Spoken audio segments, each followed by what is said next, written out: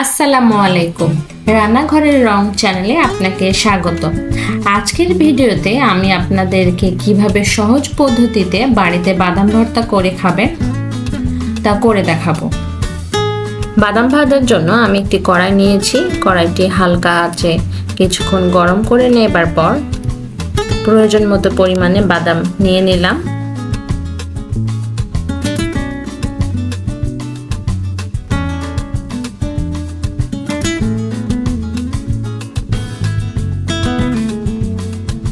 বাদামগুলো হালকা আঁচে কিছুক্ষণ ভেজে নেব।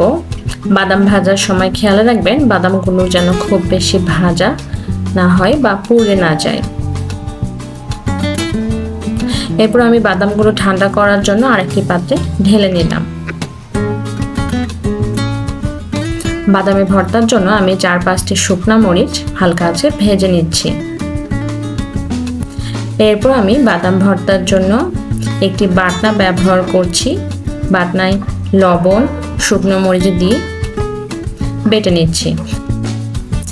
আপনারা চাইলে এখানে মিক্সার ব্লেন্ডার বা শিলপাটা ব্যবহার করতে পারেন। আমার শুকনো মরিচ এবং লবণ বাটা হয়ে গেছে। এরপর আমি বাদাম ভর্তার জন্য অল্প অল্প করে বাদাম নিয়ে বাদামগুলো বেটে ফেলছি।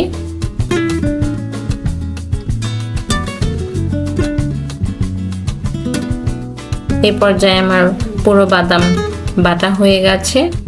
এখন আমি প্রয়োজন মতো সরিষার তেল ব্যবহার করছি। সরিষার তেল পুরো বাদাম ভর্তায় হাত দিয়ে ভালোভাবে মেখে নিচ্ছি।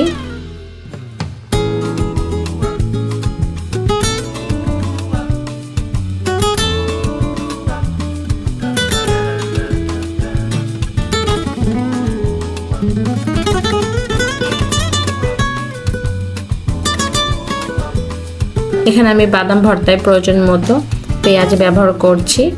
আমি এখানে কাঁচা পেঁয়াজ ব্যবহার করছি। আপনারা চাইলে পেঁয়াজটি হালকা তেলে ভেজে নিতে পারেন।